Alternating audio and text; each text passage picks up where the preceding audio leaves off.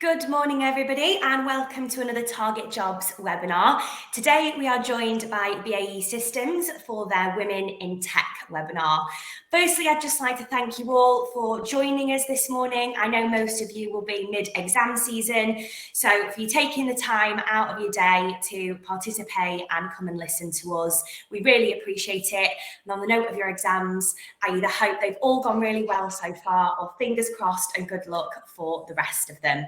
So at the end of today's webinar, we will be hosting a live Q&A. So if you do have any questions at all, feel free to pop them down in the little questions tab at the bottom. If you do like somebody else's question, please upvote it, as when we get to the end, we will do the most popular questions first. So on that note, I will just introduce today's speakers from BAE Systems. So to start with, we've got Nicola, who works in candidate engagement and sourcing, and she'll be on hand to answer any of your questions about the recruitment process. And then we've got Megan, who's going to be hosting our grad panel later today, and she is a senior systems engineer. And then we've got our three graduates, Hazel, who is a software engineering graduate, Lucy, who is a graduate integration engineer, and Lauren, who is a data consultant graduate. And then last, but by no means least, we have Steve Robinson, who is a graduate program manager.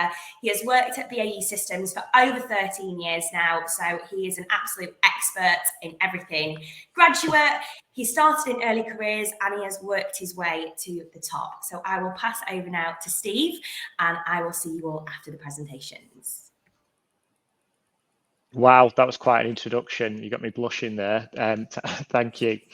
So morning, everybody. Again, just echo those. Good luck with the exams, and thank you for joining today. I can't really better that introduction. Not quite the top, but I managed a graduate program here at BAE Systems. So what I wanted to do, just for the sort of first 5 to 10 minutes, is just give an very brief introduction to BAE Systems, or a reminder for some of you. Talk a little bit about our graduate programs as well, and then pass you over to Nicola, who'll talk a little bit about specifically applying for our graduate programs here at BAE Systems, and some handy hints and tips. So who are we, and I guess what do we do? Well, I guess I love that sort of strapline at the front. Put very simply, we serve, supply, and protect those who serve and supply and protect us. We've got a culture that really values diversity and rewards in integrity and merit, and we look for people who are looking to fulfill their potential, no matter what their background. We've got over 90,000 employees that work across 40 countries. And we make a huge amount of investment in future talent, including our graduate program, which will bring to life a little bit more. So in terms of our graduate program, we really place a lot of value on our hands-on learning. So we ask our graduates to come in and really take on early responsibility and really get involved in the sort of products and delivery and work that we look to deliver across the organisation. We are, as a group of employees, really proud of what we do, but also how we do it as well. And again, we have a very, very inclusive culture, which we've shaped. We put ourselves forward at very, very high ethical and environmental standards, and because we are such a long-established organisation, and we put real emphasis on the communities that we're part of and the communities that we operate in as well. And again, just to sort of chuck a couple of kind of quick facts and figures at you in terms of the organisation. So we talk about ourselves as having established positions in air, maritime, and land. But what that actually means is that we manufacture planes, we manufacture ships, submarines, air vehicles, so land vehicles, munitions. And we have an ever-increasing growing position within the cybersecurity market as well. As I mentioned, over our 90,000 employees, they're typically spread across 4 countries, with about 35,000 of them based here in the UK. From our graduate program perspective, we're continuously recognised amongst our peers as one of the top graduate programs in the UK. You'll see us all over the Times Top 100 and featuring quite highly on the Rate My Placement. And this year we were awarded #1 in Universum's UK's most attractive employer ratings for engineering professionals. And in terms of our graduate positions, again, a bit of a shameless pitch, but we're actively recruiting for graduate roles at the moment. So any number of you that might be looking to start in January or starting to think about your roles going forward, I've put a list of sort of the roles that we're recruiting for in January time. But what we tend to do, because of our recruitment cycle, is have roles open all year long and take people in at various different cycles. So if any of those are sort of seen and appealing to you, again, please do visit and connect with us via the kind of right hand side, whether that be any of those social media platforms or direct via our website to actually apply for those opportunities that may be there, or indeed ask some of our current grads about some of those opportunities in any of the Q&As later. So in terms of the actual graduate program itself, what actually is it? Well, our graduate program is centered around bringing our graduates in to deliver what we call substantive roles. And that means, again, giving people real objectives, real products to work on, and real tangible things to deliver while they're on the program, rather than being a kind of add-on to a team. We recognise that we've got a really full order book, so we need to continuously bring in new, fresh, innovative talent into the organisation. So we do 3 intakes across our graduate programme, being January, May and September time.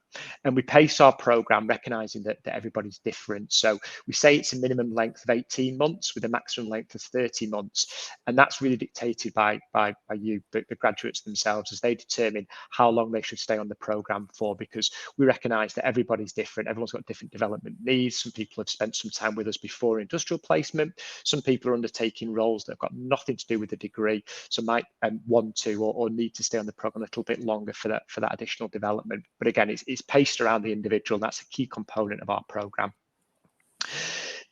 As you would imagine, the development and investment in our grads forms the kind of crux of the program as well, and reinforces people that we bring in.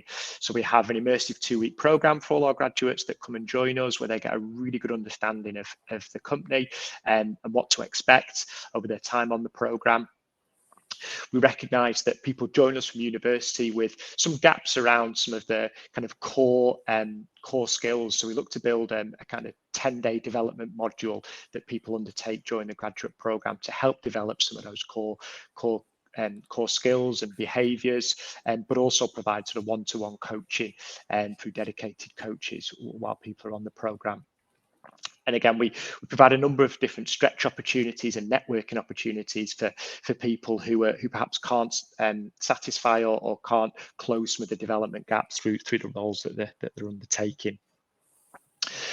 We've got over 500 graduates currently on programme in the UK today, so there's a really wide support network. And as you can imagine, our current graduates are really passionate about those graduates that are coming to join the business. So there's a really strong peer support network. But again, we also recognise that we're a big business, so we wrap around lots of support in terms of buddies, corporate mentors, line managers, coaches, and dedicated graduate development leads as well, to ensure that people really feel like the best place to join our organisation and deliver and succeed on the programme and thereafter. And again, Nicola may bring to life, but just to kind of clarify, our applicants, we look for people who've achieved at least a 2-2 or on track to achieve at least a 2-2. For the majority of our roles, except for finance, which looks for a 2-1. And we have a starting salary for everybody of 30,000 with a £2,000 welcome bonus to help that sort of acclimatisation as you join the business. And then again, apologies, but another shameless plug, and hopefully maybe quite timely for some of you. But what we're offering currently is some virtual 2-day insight experience activities. So we're looking for people who are looking for the opportunity to join an organisation where a role within engineering. We've created a really sort of short, sharp 2 days where people can get a real breadth of understanding of how a company like ours operates, what engineers do within our organisation, chat to some current engineers in the business, understand about the pathways for engineering students, and get a real understanding of what we do, and a much deeper dive into how BAE Systems operate, to help you decide whether it's a company that you might like to work for in the future, and then potentially be sort of fast-tracked into our applications for our graduate programme. So we're running that in August time. You can apply through our website, which is at the bottom here. We are, as you can imagine, getting filled up quite quickly for that. So again, if you're interested and you'd like to have a look just to understand what that program contains a little bit more about, again, please visit us on the website, or if indeed learn a little bit more about our programs, please visit us there. So hopefully that's given you a little bit of a whistle-stop tour to the organisation, and a little bit more on the programmes. But again, ask the guys if you put some questions in the chat, and they'll give you the sort of the reality of kind of life on our graduate programmes here in the organisation. So thank you very much for your time. I'm now going to pass over to Nicola, who'll bring to life the recruitment process a little further. Thank you, Steve, and good morning to everybody and welcome. Just following on from Steve, I hope he's wet your whistle. So what we're going to do now is I'm going to talk about, obviously, the recruitment process, how you can apply, what that looks like, and the outcome at the end of that for you. So our graduate recruitment opportunities available for 2022 and 2023 at the moment. We still have some opportunities available for 2022, so it's still not too late if you are looking to get started this year on a graduate programme with us in September. We still have vacancies live on our website, so please do go and visit it, and we'll be looking to get your applications into us no later by the end of June if you're wanting to start this year. We also have some of our January 2023 roles on our website at the moment. So if you are looking to join the graduate programme next year, and we will be adding to those vacancies as well moving forward. They're not all up there for next year, but they will be coming very, very soon. As Steve mentioned earlier, we do have a couple of intakes. So obviously, if you are looking for this year, September is our next one, followed by January 2023, May, June, and then September again next year. So we're looking to recruit over 600 graduates this year into 200 different vacancies, and now that's an amazing amount of graduates to come and join us, and we're really excited about that opportunity and bringing you on board and giving you the opportunity to develop your skills further. So BAE Systems Early Careers website contains all the roles that are available to you, and it also includes the location of those roles, the salaries, and the degree criteria that is required for each role. So do make sure that you have a really good read of those. So our actually graduate recruitment process and the stages that you would go through, it is a little lengthy, so you do need to be patient. However, it will be worth your while at the end of it when you're offered a placement with us. So obviously the application stage starts with yourself being interested in working in BAE Systems and visiting our website. There are links on our website for you to apply direct, so just click on the link below. So we will then receive your application, and your application is submitted through our applicant tracking system, which is called GTI. Once we've got your application, we will have a very quick qualification sift on that to ensure that you do have the correct degree criteria that matches that role. So please do, when you are looking, make sure that your degree does suit the role that you have applied for. Otherwise, at this stage, you could be referred to an alternative role. We ask you to go back and look again. Once we've matched your degree criteria, we will then invite you to do an online assessment, which is quite exciting, really. It's all about gaming and doing lots of games on there, and a video interview, which I actually think is quite exciting and quite good. So once you've completed that, you'll get some feedback as to whether you've been successful or unsuccessful, and the successful applicants will then drop into us. We will then look at your application and again double check that you've got all the right criteria, and potentially then invite you through to the live interview stages. Now, the interviews can be done at this point either face-to-face, depending on the business unit, or still online for you. Once you've had your once you've had your live interview, whether that's been face-to-face or online, we are aiming to make decisions quite quickly. And we're looking to turn around 2 weeks, 3 weeks, absolute maximum, depending on obviously the amount of vacancies that we're recruiting for that role. So as soon as the hiring managers do make a decision, we let you know either way, whether you've been successful or unsuccessful. If you have been successful, we will make you a conditional offer. Which is obviously you need to meet certain criteria for BAE Systems, because obviously some of the projects that you're going to be working on could be quite sensitive, so we need to make sure that you meet our security requirements. You'll have some medical checks. Once you've been cleared for all of those, your conditional offer actually then becomes a real offer, and then we look to get you started within the business, and we aim to get you in either September, January, May or June, depending on the start date that we're working towards for you. So that whole recruitment process, from when you get your application into us, for when we offer you and you complete your security process, I would imagine would take the best part of 2 months, potentially 3. Everybody is different. Everybody has different circumstances. And again, it's normally the security checks which holds us up at the end. So moving on. Hints and tips preparing yourself for your interview and what we're looking for within BAE Systems. Okay, we are looking for enthusiastic people who are keen to learn and give a graduate opportunity their all. You do not need to know everything about your chosen area of work, because obviously that's why you're joining a graduate scheme, and BAE Systems are here and we will train you and give you all you need to progress in a career in your chosen field. We do look at diversity strengths within our business, and we welcome individuals who are currently underrepresented within our industry, including women, people from ethnic minorities, people with disabilities, and the LGBT individuals. We also want to be a preferred home for veterans and reservists. So, hints and tips. We ask you to demonstrate interest, passion and commitment to the work that you want to do. Be sure of the role and the location that you want to apply for. The location will be where you are based.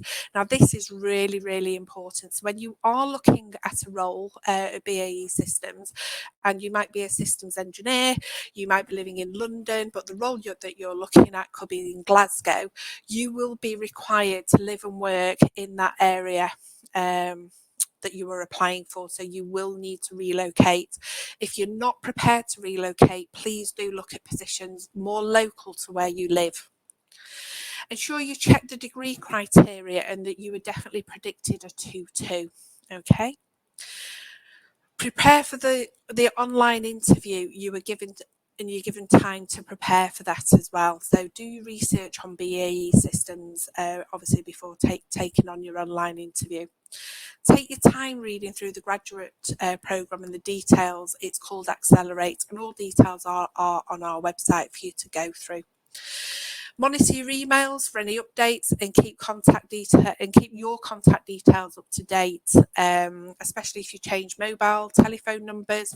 You just need to log back into your BAE Systems portal and update those details accordingly if they do change, and ensure you adhere to the deadlines given at each stage of the recruitment process.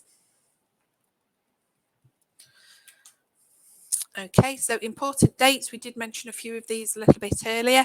So we still have vacancies or graduate opportunities to start in September, and we will be closing these opportunities on the 24th of June. So if you are looking for a graduate scheme this year, please make sure you get your application in before then. 2023 roles are still being advertised, and we will be putting more up, but they will close at the end of July in order for us to get everybody interviewed, offered and through our security process in time to start in January. June and August, the majority of interviews will take place, and again in July we will be releasing further roles in 2023. These will be for the May, June and September starts. August, notification of firm with conditions offers will be given. So that means your contracts will come out to you if you have been successful for your September or January starts. And if you are looking to start next year, January, 30th of January 2023 is when we are looking to get you started, and obviously when clearances hopefully should be done for. So you can contact the graduate team. It's currently called GART, which stands for Graduate and Apprentice Recruitment Team. This is our telephone number, or you can contact us through the website. The telephone number is also on the website. Now, sometimes I know you might be in an exam, you might be studying, you can't talk to us, so you might get mum and dad to phone us. Unfortunately, we can only speak to yourself with regards to your application. We can't speak to anybody else other than you, and that's with regards to the GDPR regulations. So next steps, if you are interested, make sure that you get your applications into us. Making sure that you're securing your graduate position for either this year or next year. And obviously we will be releasing more roles, so do keep your eye on the website. Obviously our website is baesystems.com/graduate. So any questions that you might have, please keep them till the end of the presentation, or you can pop them into the chat box and we'll pick them up from there. So thank you for listening to me with regards to the recruitment process. I'm going to hand you over to Megan, who's going to talk to you about her experiences. Thank you. Thank you very much, Nicola. Good morning, everyone. So I'm Megan Hankinson. I'm a systems engineer based in the air sector. I've worked at BAE Systems for 7 years now and had a multiple experiences across the business. So currently as a systems engineer, I work on the systems on aircraft, developing solutions to all sorts of different problems, technical, operational, or in maintenance. So I'm going to be the host of the panel today, and we've got 3 graduates here with us with a variety of experience and all in different roles. So hopefully it will cover all of your interest that you may have. Okay, so if we could start with Hazel, would you like to just introduce yourself? Yeah, hi, I'm Hazel and I am a graduate software engineer in submarines in the integrated combat systems. And I started in September last year, so 2021. And I have a physics degree and have also done a computer science master's afterwards. That's me. Brilliant, thanks Hazel. Lauren, would you like to go next?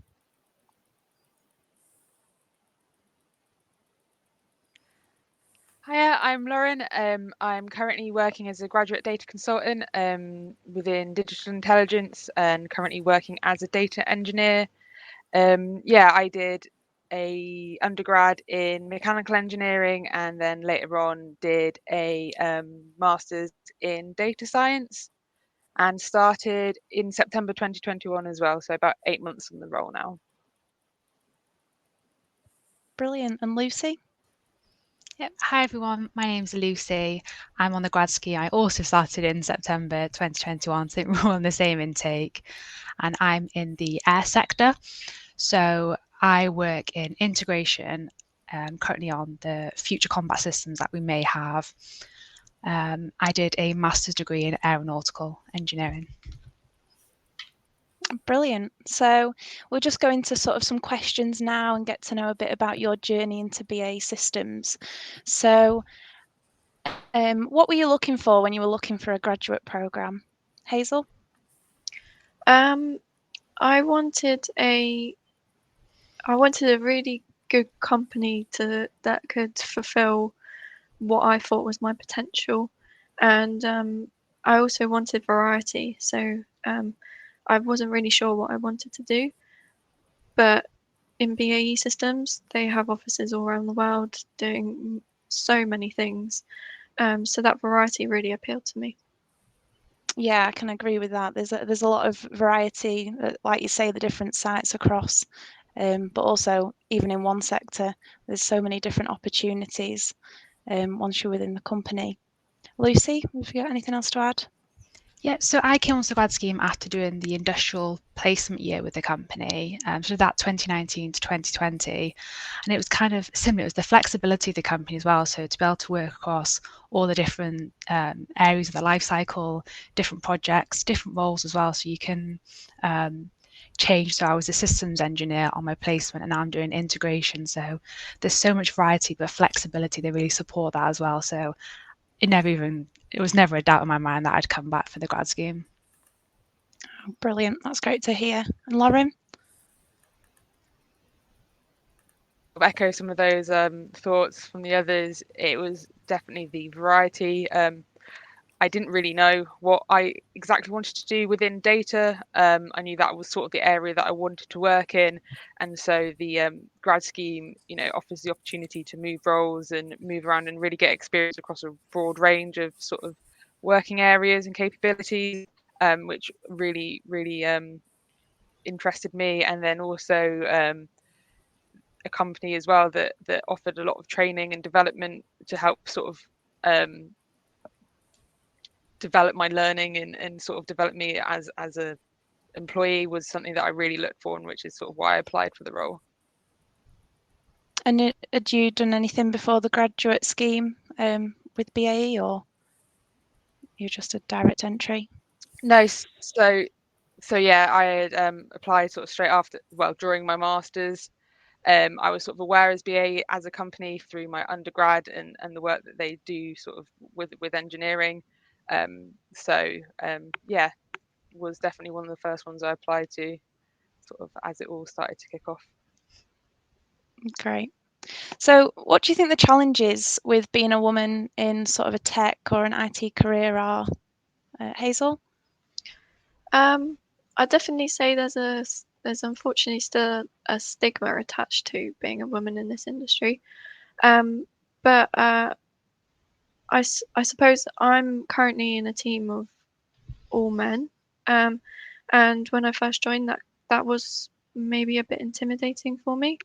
Um, but they've been really welcoming. I haven't had any problems.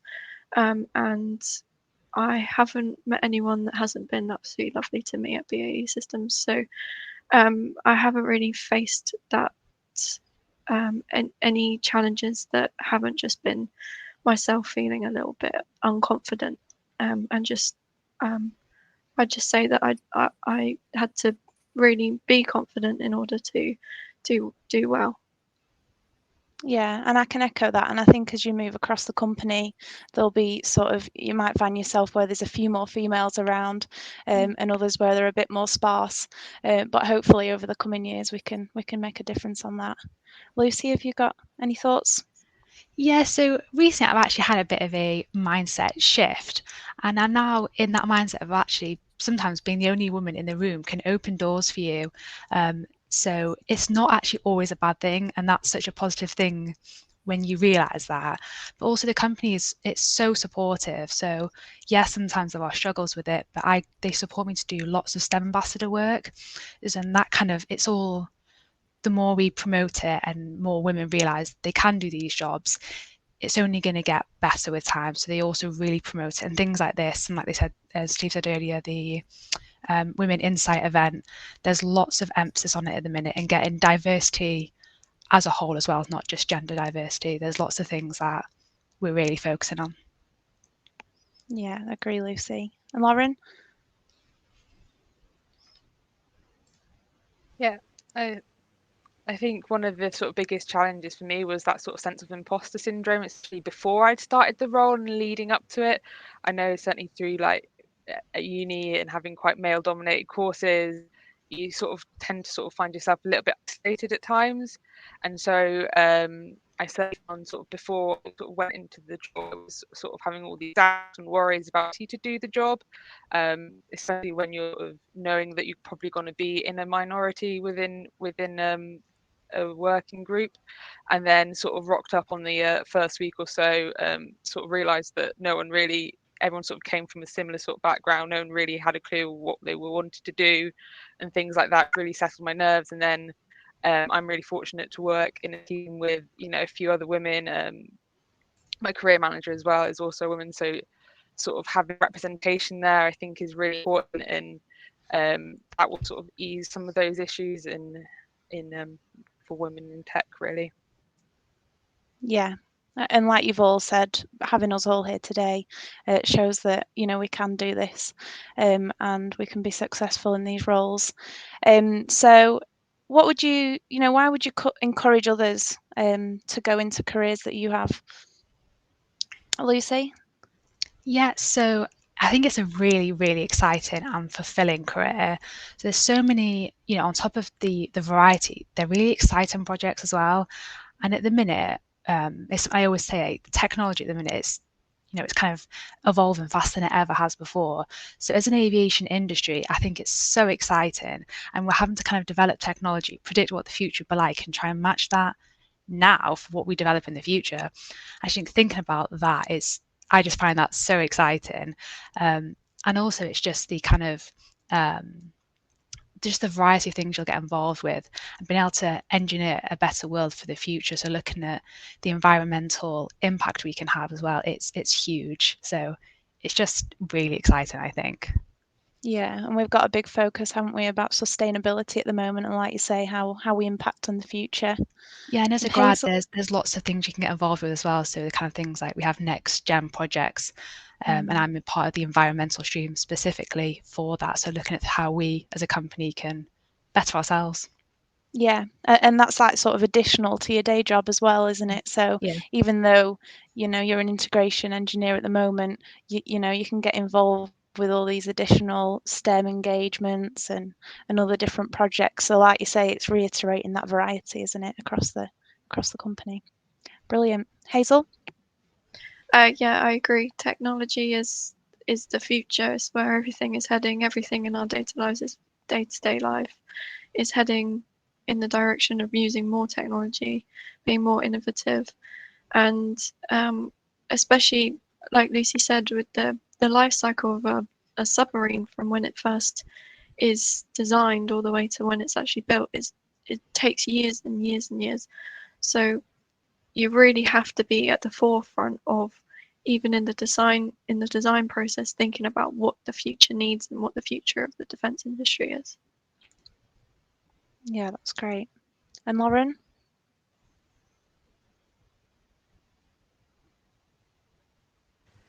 Yep, just to sort of echo those sort of opinions as well, like being at the forefront of technology and really being able to like problem solve on a daily basis is just such an exciting thing to do, and like turn up to work and really get involved and get stuck into sort of creating new and innovative solutions to problems. And it's such like a unique space to be working in as well, that you can sort of really begin to sort of see how much impact you can potentially have on the future. And I think that's just, yeah, it's a really cool position to be in. Yeah, so I think all three of you have iterated about the future and sort of how that inspires you to be involved in something that, you know, in a few years down the line, you can see what's going on. So how would you describe a typical day in your role at the moment? So I know you're only sort of 8 months in, but I'm sure you've got some sort of regularity. So Hazel, would you like to start? Yeah, so I work in a software development team, and we work in an Agile framework, so in Scrum. So we have a daily stand-up every day, where we get together and discuss what needs doing. We have tickets that we move across a board. It's not as scary as it sounds though. And there's just lots of collaboration, lots of team meetings. I really feel part of a team. And we also have sprint ceremonies within that Scrum framework. So every 2 weeks we get together and we plan the next 2 weeks, and we have a retrospective on the last 2 weeks. So there's this constant cycle of the work. It's ever changing, and you can really take ownership of the tickets that you pick up. But yeah, also there's a lot of training involved. There's a lot of time I take out for just getting myself up to scratch on the other software developers in my team already know. But yeah. No, that sounds great. And Lucy? Yeah, so I think something that we probably all experience every day is really different. I'm always working on something new. So I'm currently working across 2 different teams, which was something that my wider team kind of made available to me to help my development, because I'm quite active. I always want to be doing different things. So I'm now doing 2 different areas of integration. So that kind of keeps me really quite varied. And as I said, I work on one of the next gen projects, so how we make our company more environmentally friendly. And I'm also doing another stretch assignment. So the company really keeps me busy. I'm generally working on something different every kind of, I guess, couple of hours, just because that's my way of working. And yeah, just lots of meetings. So as an integration engineer, I kind of work across all the different disciplines. So one minute I might be talking to someone in finance, and the next minute someone really technical in aerodynamics. It's all about how you change your communication as well. So that's my days. Lots of meetings, lots of talking to people, lots of planning for the future as well. Oh, that sounds good. I mean, I can definitely say in my 7 years, I've never had 2 days the same. So that's good. And Lauren? So much like Hazel, I work in an agile environment. So sort of start the day off with that initial meeting with the whole team, and that normally sort of maps out the rest of my day to a certain extent. And then I sort of get into sort of any coding, any tickets that I need to do for the rest of the morning. Then I tend to look early afternoon in that sort of post-lunch slump to put some meetings in. It's when I sort of work on any sort of other projects and sort of things that I'm working on. So whether that's within like the capability or sort of within the grad scheme as well, and then sort of look at the end of the day, making sure that I'm ready for the next day, sort of finishing up anything that I need to do and getting prepared for tomorrow. And that's, yeah, sort of my day. And time flies by.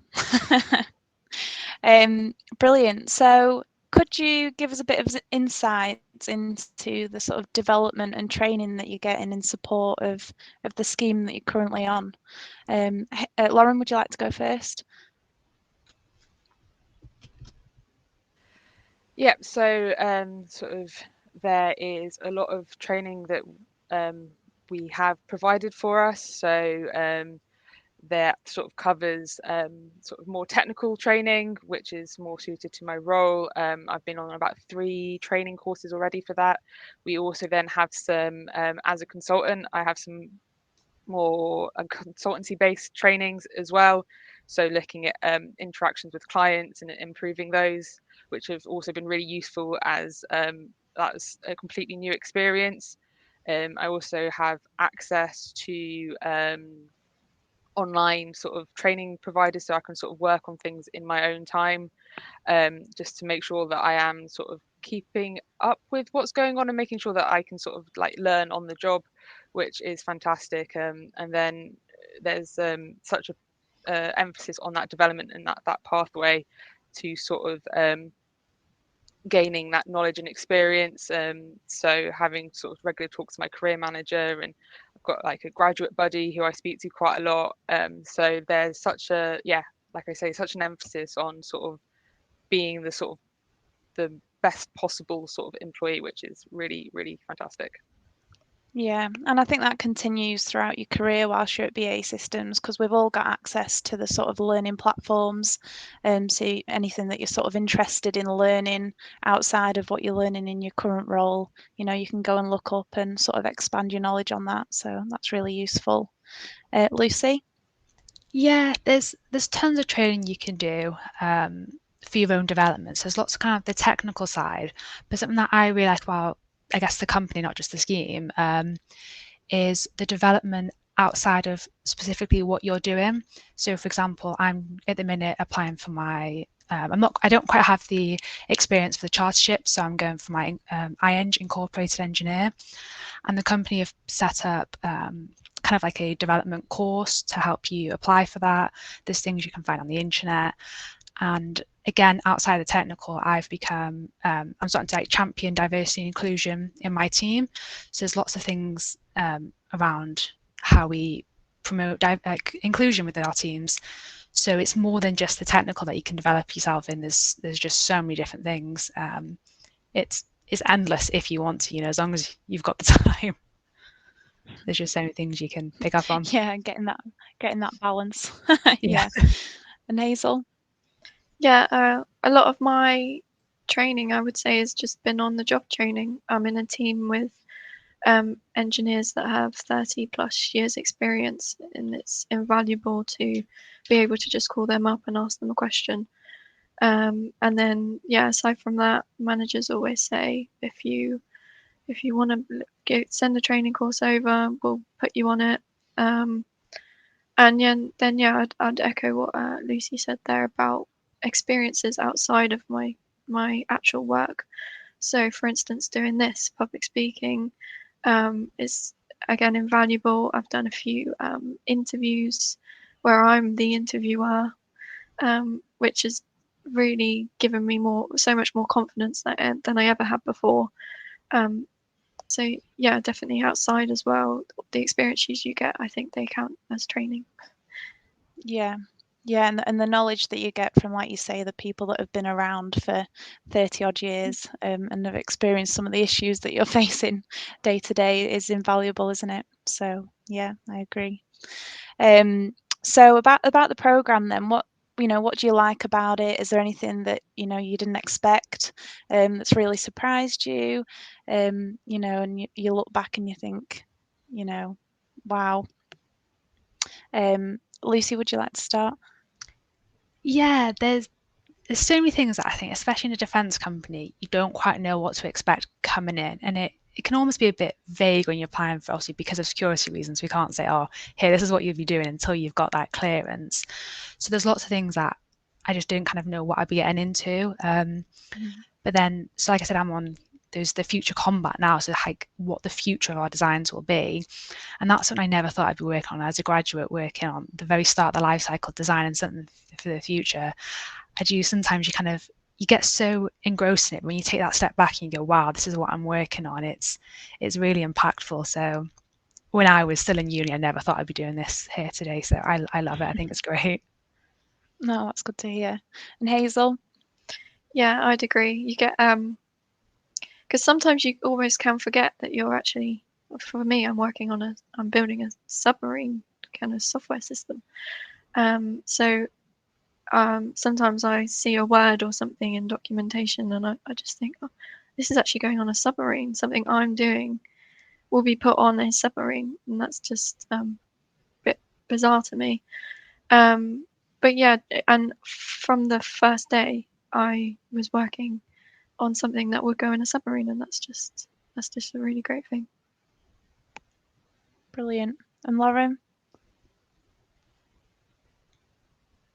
The thing sort of, I guess, that surprised me most is just the amount of impact you can have as a grad, whether that's sort of be on like project level. So there's, I may not know much technically in terms of other people in my team, but I've been able to sort of suggest improvements and ways of working and sort of have my thoughts and opinions taken on board, and then sort of within that wider community getting really involved with like the capabilities and also the grad scheme. We sort of now host like weekly like skill shares, which was something that was generated from sort of our cohort.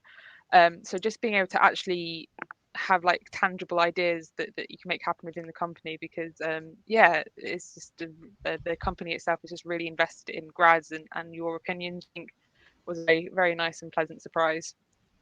Yeah, and sort of as you've all said, you've actually got roles to do as well. Yeah, and as you've all said, you've all got roles to do as well. So, you've all felt as part of the team, from your first day, and had lots to do. So I guess just the last question for the panel, sort of takeaway for the guys watching. Have you got any sort of key messages or advice that you'd give to people that are looking to apply right now? Hazel? Yeah, I had some points written down for advice. I'd just say be confident when you're applying, and know yourself, know how your strengths align to the company and the role, and just be really passionate about it. Find something that you really relate with within the role or the company, and that resonates with you. And yeah, just be confident. Brilliant. And Lucy?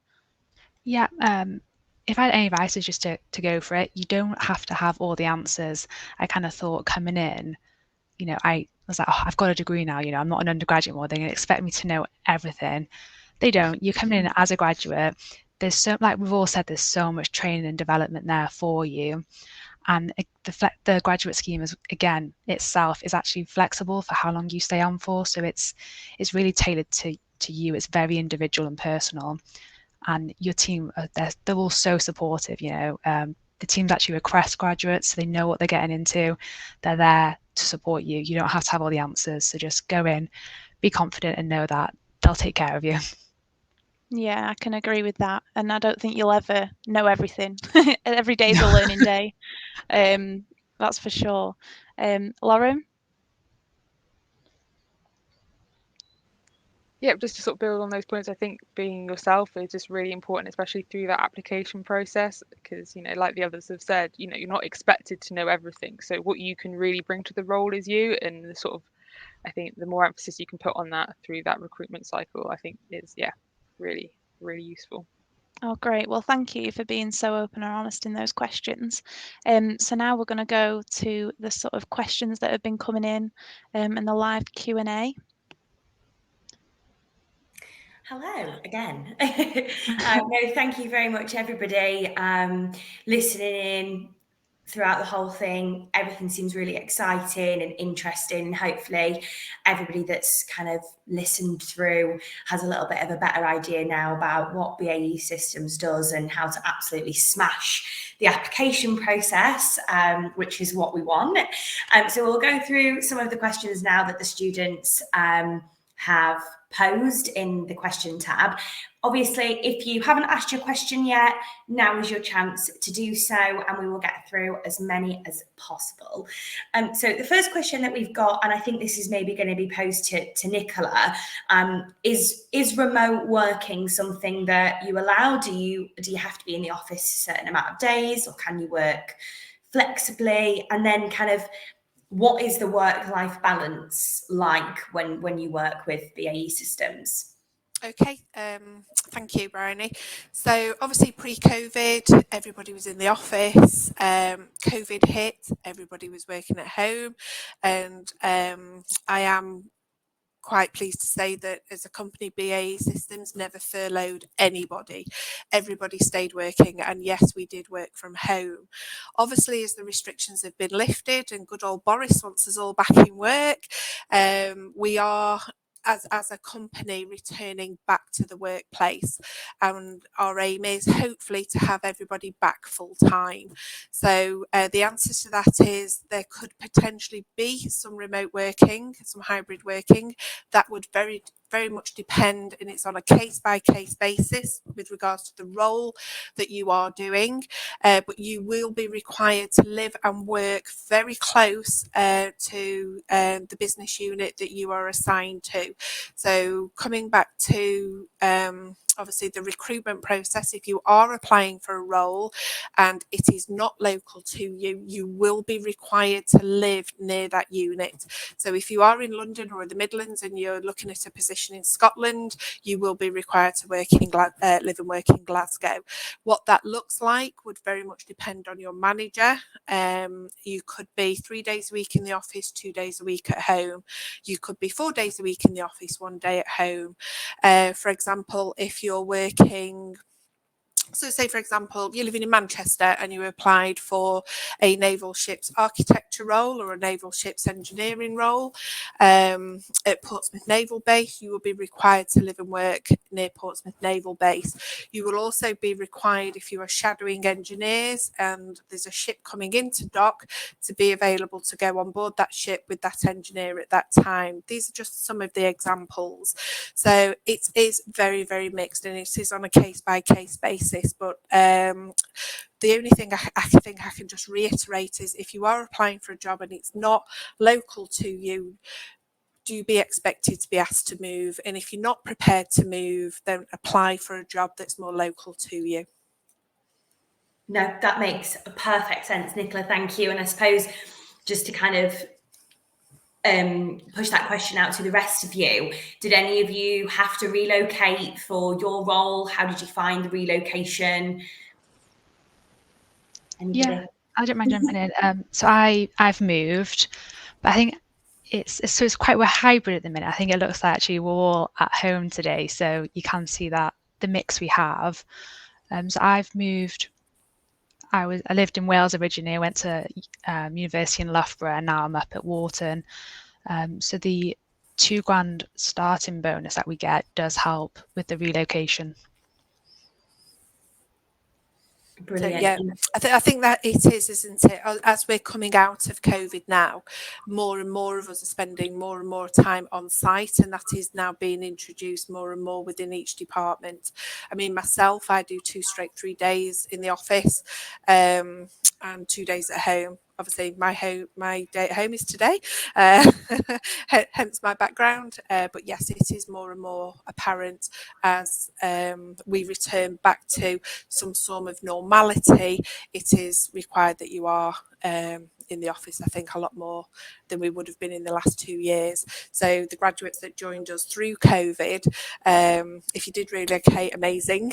But obviously it wasn't so much of you weren't required to relocate as much as you are now as we're coming out of COVID. Yeah, no, that's totally understandable. And then when you're in the office, how do you find kind of managing your work-life balance? Is that something that you find comes quite easy to you? Is that something BAE Systems kind of helps with? And I'll put that out to everyone. Yeah, I think that the work-life balance is great because of how flexible my hours are. So I can, as long as I attend my meetings, start whenever I want and finish whenever I want-ish. So, and half days on Fridays is great. Yeah, That's for southern sites, I think, not all sites. Yeah, I think again it's on a case-by-case basis, isn't it? Everybody's contracted to 37 hours a week, which is Monday to Thursday, 9 to 5, 40 minutes for lunch, and it's like the bell's gone at 3 o'clock on a Friday afternoon. School's out, can't get hold of anybody on a Friday. Everybody's gone. So those are the hours. But again, I think you do need to liaise with your line manager once you do start to understand the hours and how flexible they are going to be for you once in the business. Me, I love going into the office. I get to talk to people face to face. It's great. I like the banter, the atmosphere. It's a little bit lonely at home on my own, but for me, I enjoy going in the office. Yeah, I don't know why you'd want to stay at home. You want to be on site, you want to be embedded in your new team, learning from everyone around you, and also getting to see the products that you're working on. You don't get to see the subs or the aircraft whilst you're sitting in your living room. And that's sort of the perk of the job. So why wouldn't you want to go see it? No, absolutely. I can imagine that is so exciting. I mean, I'm due to go down to Portsmouth Naval Base quite soon, and I have to say I'm quite excited about just seeing the ships down there. And, I'm following on Facebook these massive aircraft carriers that the biggest in the world that we've built that have been, they're coming in for the Queen's Jubilee at the moment, aren't they? So they're all getting polished and spruced up ready for the weekend. So it looks quite amazing and exciting. Yeah, I think I'd agree with everything that's been said. And also we kind of have like graduate councils, and they set up lots of social events. So there's kind of something for everyone there as well. So, if you are relocating, so, I think most of us probably agree we didn't have anyone nearby when we started, but that graduate community is really strong, and they have things, pretty much every weekend, really, whenever you want to get involved with things, whether it's sometimes it's going to the pub. I think a few weekends ago they did a big camping trip. Everyone went for a hike up the lakes and then went camping. There's so many different things you can get involved with. So it's not like you're going to move and be on your own. It's a huge kind of community with all the graduates. Yeah, that sounds absolutely amazing. And actually my next question was going to be, are there any kind of extracurricular opportunities? I know you've spoken about like the different training and things that you can do outside of your actual role. I think somebody had asked a question before on, is there like anything extracurricular, so like a badminton team or anything that you can kind of get involved with other than just being on that graduate council? So that's really exciting. I know that's something that I'd definitely be interested in. So we'll go back to the questions that are on here. So we've got another question that's got quite a few upvotes from Cynthia, and she has asked if there are any graduate data science programs available. So I will pass that to the panel. I'd like to say yes, and I'd also say no. We have so many vacancies. All I can do, and I'm really sorry, is just direct you to our website, baesystems.com, for the roles that we have available. We do have a lot of data analysis roles, not so much science, I don't think. But please do, again, visit the website and see what vacancies are on there that you might be interested in. Lovely, thank you. And then we've got another question, similar but also a bit dissimilar. So they popped a question in here that says, I know you also support individuals on the Code First Girls courses. The students got a bachelor's in business, but if you have some coding experience and you've completed extra certificates, so like the Code First Girls, would you still be able to apply for a tech role, or would you need a specific degree kind of in a tech or STEM based subject? So there are roles out there. Just bear with me while I just pull up a different screen and I'll be able to tell you which roles you can actually apply for. So we do have some software engineering roles to start in September and January 2023. So again, please visit the website. The degree criteria within those is, if you bear with me, I shall read the degree criteria to you. Just let me pull the job up. Sorry, my computer always seems to go extremely slow when I'm online as well. So that is always the case when you need it to work. That's the little time it doesn't want to. Yeah, when I want it to go really fast, it doesn't. So this is, for example, our software engineer roles. So we are looking for degree criteria: computer science, computer engineering, software development, information technology, data science, mathematics, physics, and knowledge of computer languages and design tools or engineering. So everything that you mentioned there, that would be an ideal role for yourself to apply for. Brilliant. And then again, based on subjects, there's a student here that they are a law student, and they have asked if graduates, are there graduate programs with law graduates with an interest in cybersecurity or cyber law? So I think the question that they're trying to ask is there anything available in either cybersecurity or cyber law for law students that would maybe have an interest in working at BAE Systems?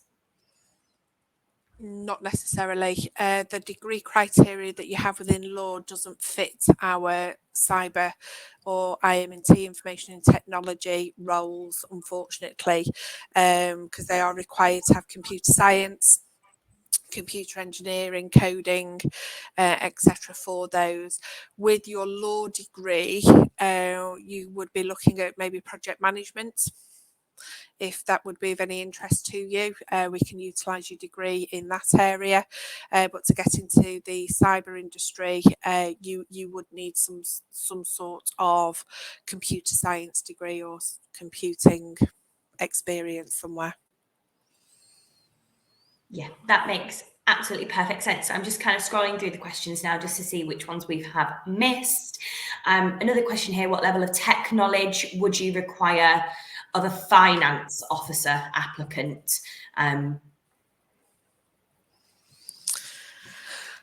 So me again. Right, bear with me and I will give you the degree criteria for finance. Bear with me because I do have that here. 512. Sorry.